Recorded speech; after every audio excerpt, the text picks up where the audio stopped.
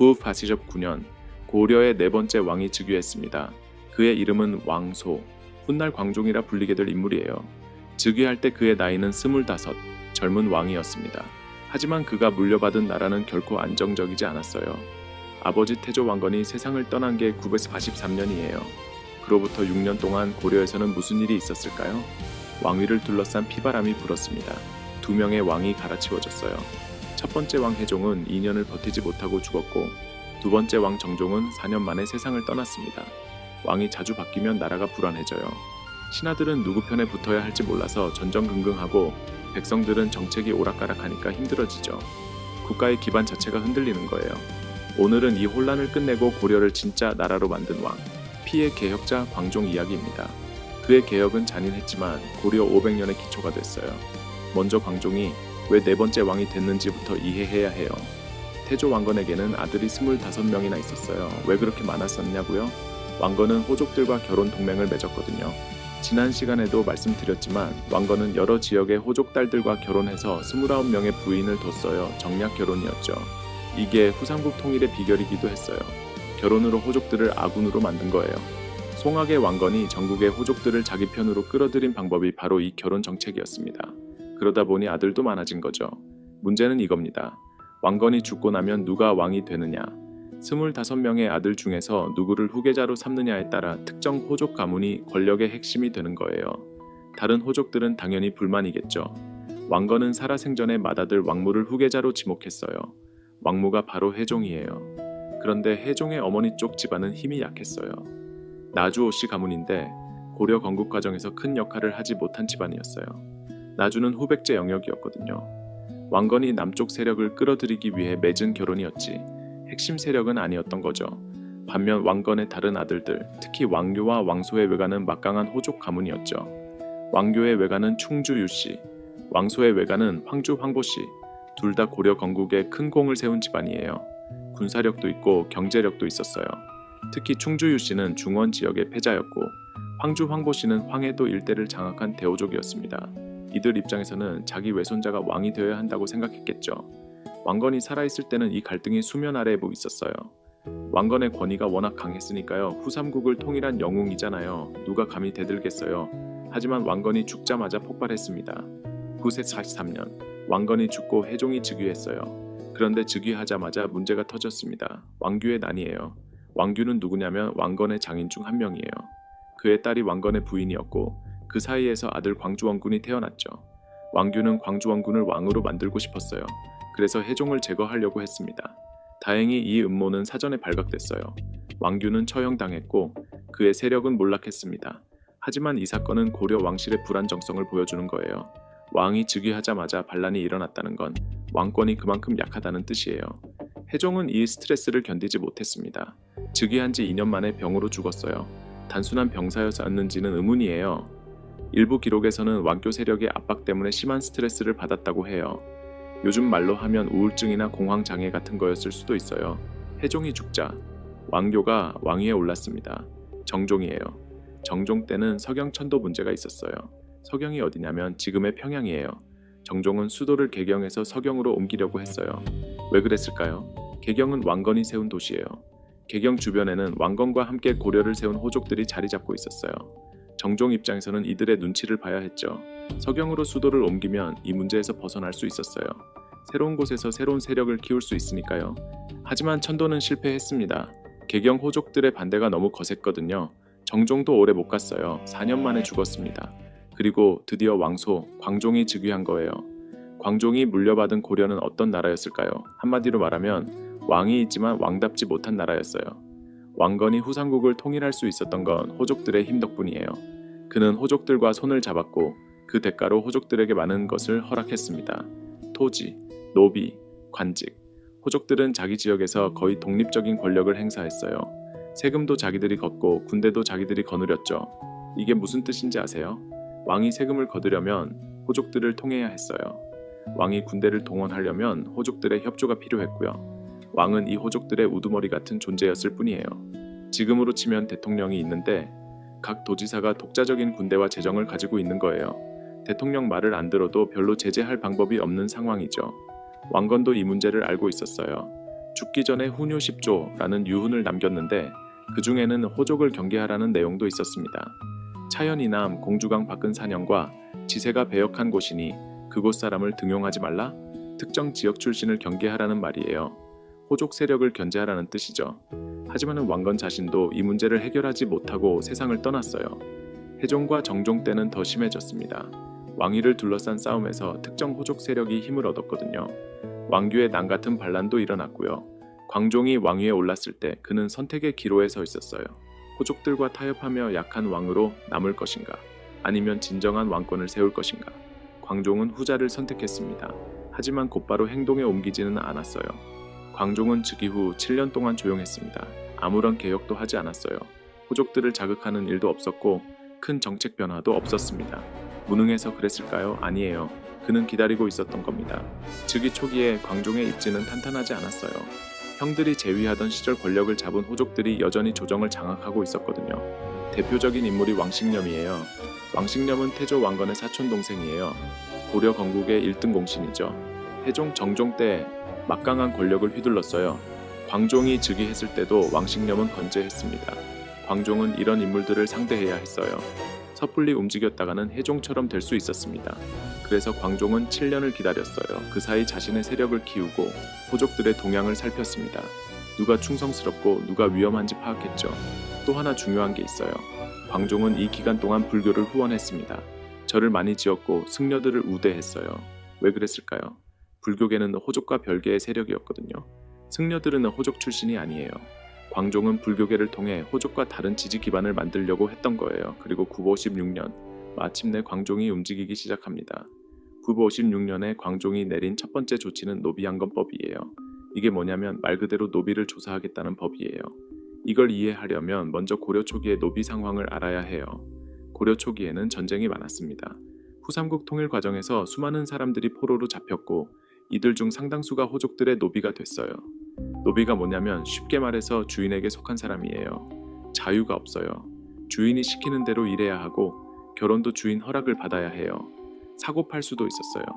문제는 불법적으로 노비가 된 사람들이 많았다는 거예요. 전쟁 중에 혼란을 틈타 양인을 납치해서 노비로 만든 경우가 있었어요. 빚을 갚지 못해서 노비가 된 사람도 있었고요. 전쟁통에 가족과 헤어져서 출신을 증명 못하는 사람들도 노비로 전락했어요. 호족들 입장에서는 노비가 많을수록 좋았어요. 노비가 농사를 짓고 노비가 집안일을 했어요. 노비가 많을수록 호족의 경제력이 강해지는 거예요. 그래서 불법인 줄 알면서도 양인을 노비로 만든 거죠. 광종은 이 상황을 파고들었습니다. 노비양건법의 내용은 이거예요. 원래 양인이었는데 불법적으로 노비가 된 사람들을 조사해서 양인 신분을 회복시켜준다. 호족들 입장에서는 날벼락이었습니다. 노비는 호족의 경제력 그 자체였거든요. 그런데 광종이 노비들을 풀어주겠다고 한 거예요. 반발이 거셌습니다. 호족들은 광종에게 항의했어요.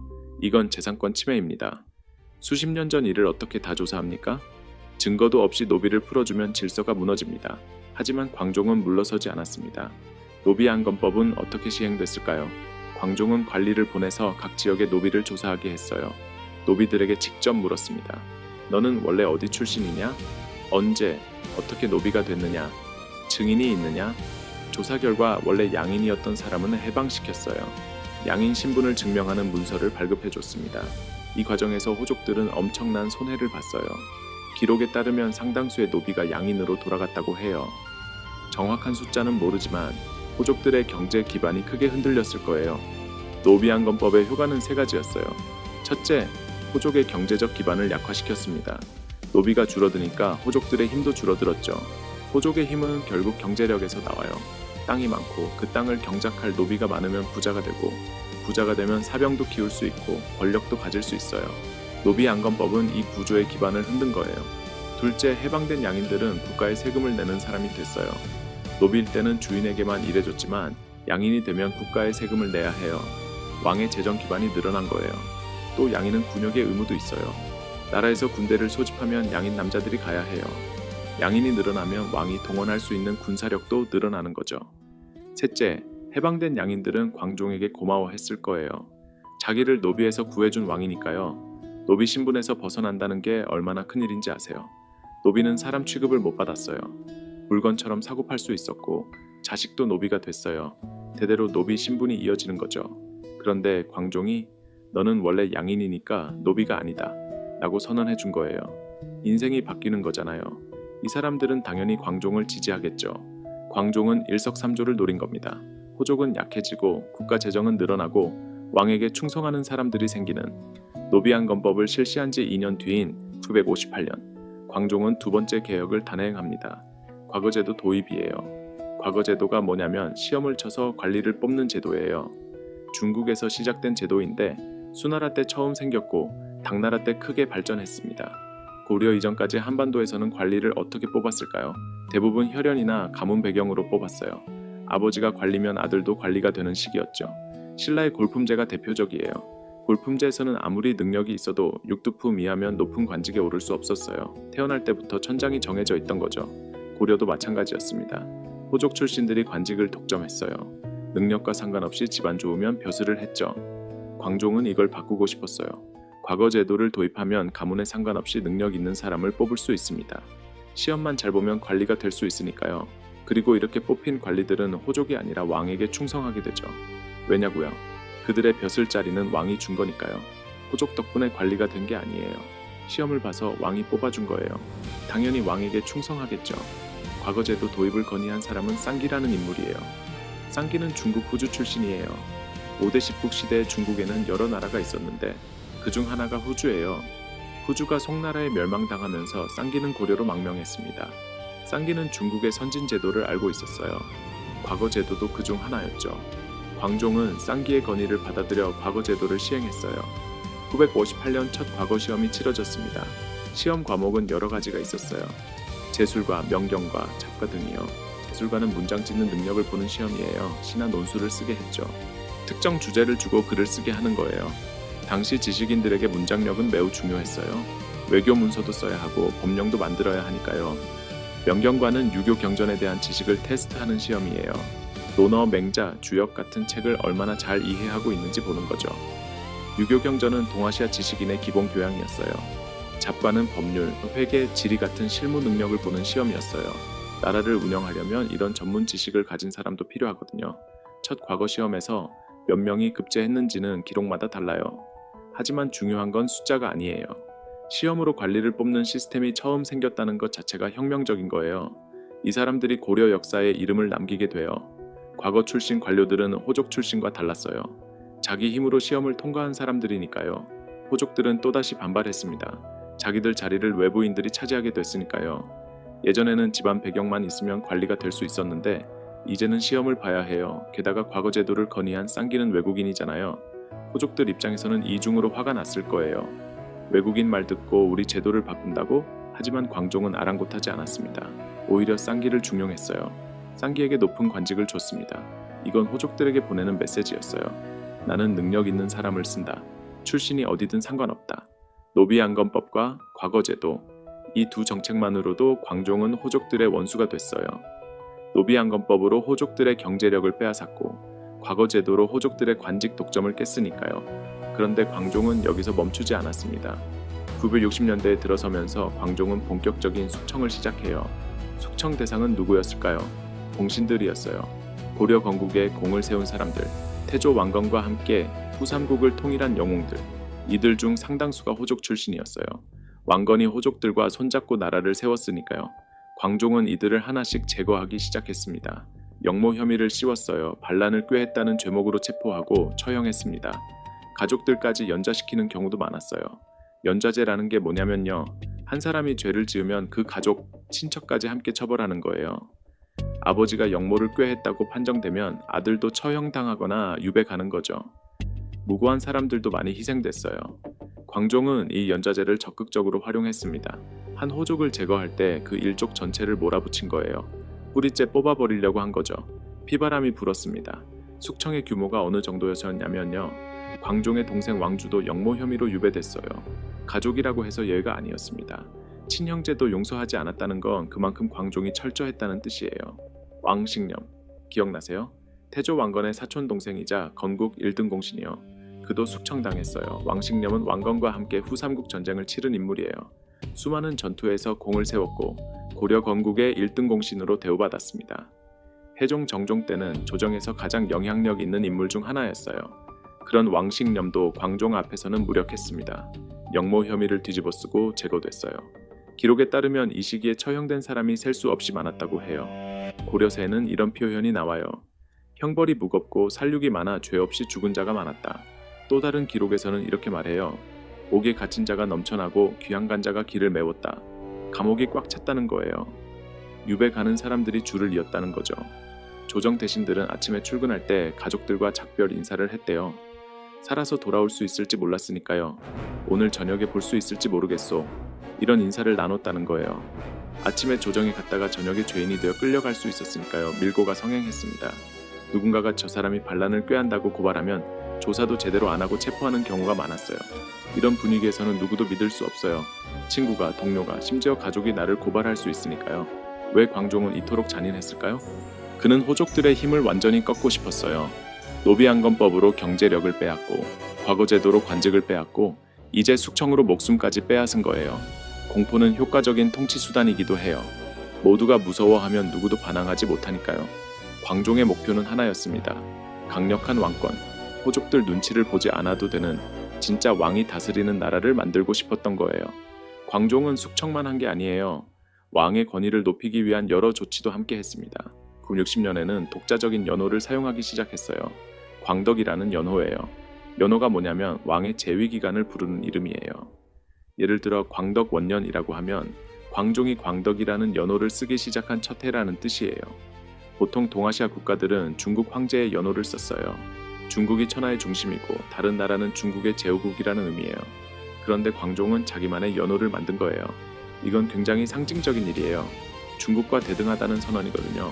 물론 외교적으로는 중국에 사대를 했지만 내부적으로는 황제와 같은 권위를 갖겠다는 의지 표현이었습니다.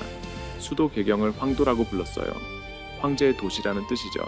자기 자신은 황제처럼 행동했어요. 관리들의 옷 색깔도 바꿨어요. 자색, 그러니까 보라색 옷은 고위 관리만 입을 수 있게 했어요. 붉은색은 그 다음 등급, 초록색은 그 다음. 신분에 따른 복식 규정을 엄격하게 만든 거예요. 이건 왜 중요하냐면요. 예전에는 호족들이 자기 마음대로 좋은 옷을 입었어요. 왕이 입는 색깔과 비슷한 옷을 입는 호족도 있었겠죠. 광종은 이걸 통제한 거예요. 옷 색깔로 신분을 딱 구분해서 왕과 신하의 차이를 분명히 한 거죠. 이런 조치들은 모두 왕의 권위를 높이기 위한 것이었습니다. 광종은 단순히 호족을 제거하는 데 그치지 않았어요. 제거한 자리에 새로운 질서를 세웠습니다. 광종의 개혁은 성공했을까요? 일단 왕권 강화라는 측면에서는 확실히 성공했어요. 광종 이전의 고려는 호족 연합 국가였습니다. 왕은 호족들의 눈치를 봐야 했고 호족들은 자기 영역에서 독립적인 권력을 행사했어요. 광종 이후의 고려는 달랐습니다. 왕의 권위가 확립됐어요. 왕이 말하면 신하들이 따르는 제대로 된 군신 관계가 만들어졌습니다. 중앙 집권적인 체제가 자리 잡기 시작했어요.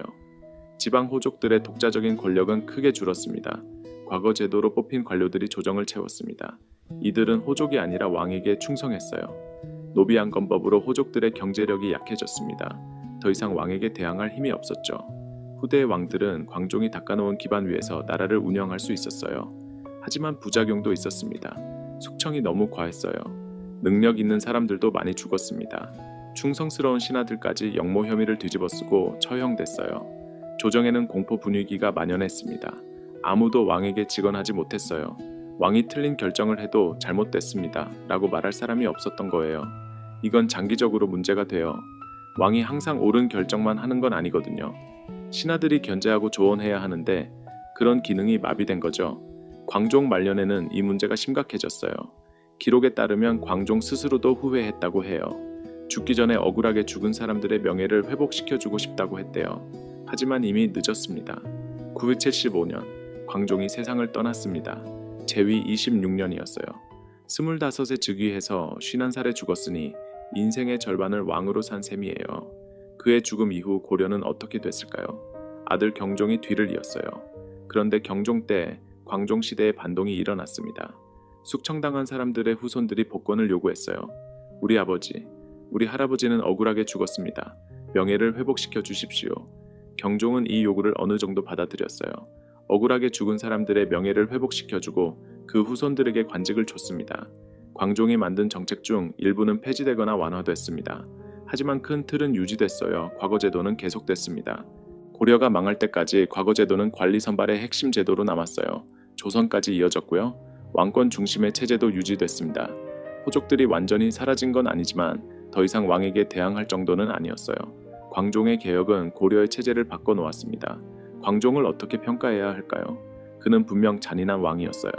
수많은 사람을 죽였고 공포 정치를 펼쳤습니다. 심지어 자기 가족까지 희생시켰어요. 역사가들 사이에서도 평가가 갈려요. 일부는 광종을 폭군이라고 봐요. 너무 많은 피를 흘렸다는 거죠. 죄 없는 사람들까지 죽였으니 정당화될 수 없다고 해요. 반면 다른 시각도 있어요. 광종이 아니었다면 고려는 존속하기 어려웠을 거라는 거예요. 호족들의 세력 다툼 속에서 나라가 쪼개졌을 가능성이 높았다는 거죠. 동시에 그는 고려를 진짜 나라로 만든 왕이기도 해요. 왕건이 고려를 세웠다면 광종은 고려를 완성했습니다. 비유를 하나 들어볼게요. 건물을 지을 때 기초공사와 골조공사는 다르잖아요. 왕건은 기초를 놓은 사람이에요. 터를 다지고 건물을 세울 수 있는 기반을 만들었죠. 광종은 골조를 세운 사람이에요. 건물의 뼈대를 만들어서 이 위에 살을 붙이면 완성된 건물이 되도록 한 거예요. 골조 없는 기초는 그냥 땅이에요. 기초 없는 골조는 무너져도 둘 다 필요한 거죠. 호족연합이라는 불안정한 구조를 중앙집권 국가로 바꿔놓았어요. 과거 제도라는 합리적인 관료 선발 시스템을 도입했고요. 이런 개혁이 없었다면 고려는 어떻게 됐을까요? 아마 왕위를 둘러싼 싸움이 계속됐을 거예요. 호족들끼리 세력 다툼을 하다가 나라가 분열됐을 수도 있어요. 후 삼국 통일이 무색하게 다시 여러 나라로 쪼개졌을 수도 있죠.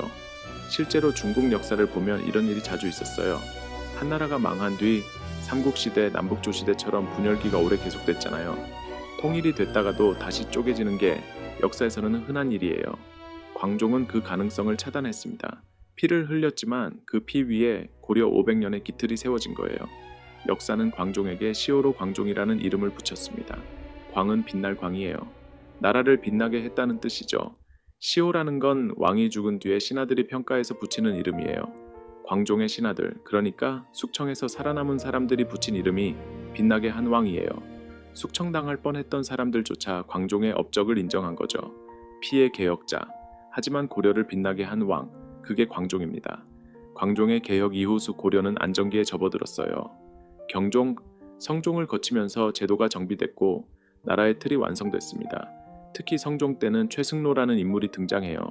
그는 시무이 18조라는 개혁안을 올렸고 성종은 이를 받아들여 고려의 통치체제를 완성했습니다. 그런데 이렇게 안정된 고려에 곧 시련이 닥쳐요. 북쪽에서 새로운 세력이 등장했거든요. 거란. 유목민족 거란이 세운 요나라가 고려를 위협하기 시작합니다. 다음 시간에는 거란의 침략과 고려의 대응 이야기를 해볼게요. 거란은 지금의 만주와 몽골 지역에서 일어난 유목민족이에요. 그들이 세운 나라가 요나라인데 이 요나라가 고려를 침략합니다. 세 차례나 쳐들어왔어요. 엄청난 대군을 이끌고요. 하지만 고려는 굴복하지 않았습니다. 서희의 외교談判, 강감찬의 귀주 대첩, 고려가 어떻게 북방의 강적을 물리쳤는지 알아보겠습니다. 광종이 닦아놓은 왕권의 기반이 있었기에 고려는 이 위기를 넘길 수 있었어요. 호족들이 분열되어 있었다면 거란을 막을 수 있었을까요?